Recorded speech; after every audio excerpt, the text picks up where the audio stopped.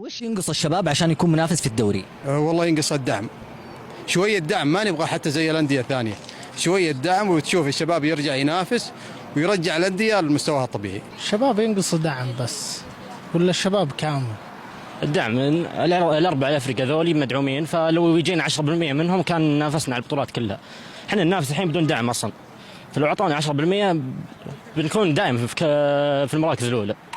أول شيء الشباب بشكل عام ينقص لاعبين من درجة عالية، درجة بي درجة A.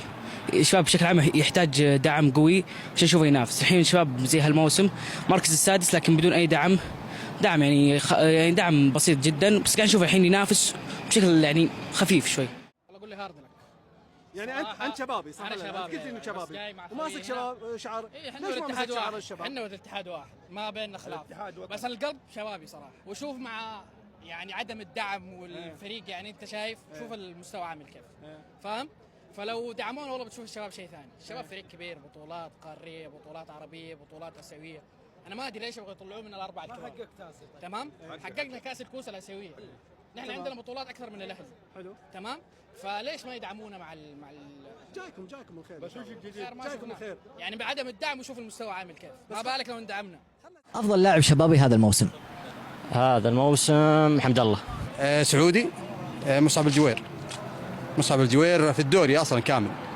أشوف حمد الله وجوير، حمد الله وجوير بدون أي مقارنة. أفضل لاعب شبابي هالموسم جوانكا كان من أفضل اللاعبين هالموسم. موافق إن كراسكو يروح للهلال عشان كأس العالم للأندية؟ والله من الناحية الفنية بالنسبة للهلال هي كويسة وبتدعم، بالعكس والله هي كويسة، بس إنه الشباب يحتاج مهاجم، يعني لازم يجي بديل كويس مكان، يعني حاجة بحاجة. بس يعني جبت كراسكو، راح كراسكو راح للهلال، لازم يجي بداله كمان لاعب سوبر بدال كراسكو.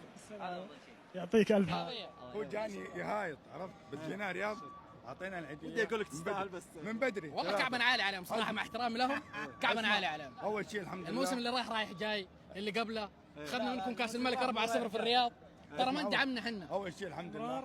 مدرب الشباب فاتح ترى معه ولا ضده؟ تجيبون مدرب آخر؟ والله كل شيء يعني بالنسبة لي أنا أشوف يعني أفضل، في واحد أفضل من الناس. يعني الاستمارة أبدا لا. يعني مستوى الشباب طبعا مستوى أفضل من كذا سبحان، ما ينفع. الخلل في المدرب. الخلل في المدرب صحيح. يعطيك ألف عافية. الله يعافيك حبيبي.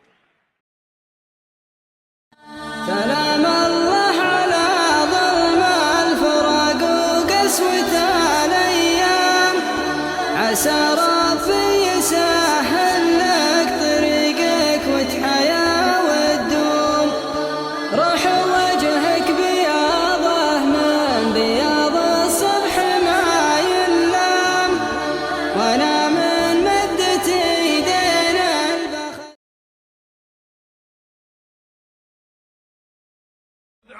تدعيبه وما تشبه نجوم السماء وتعانق الهباب بعيد الحومه حومه ينبيعنا العز والهبه. بارك لك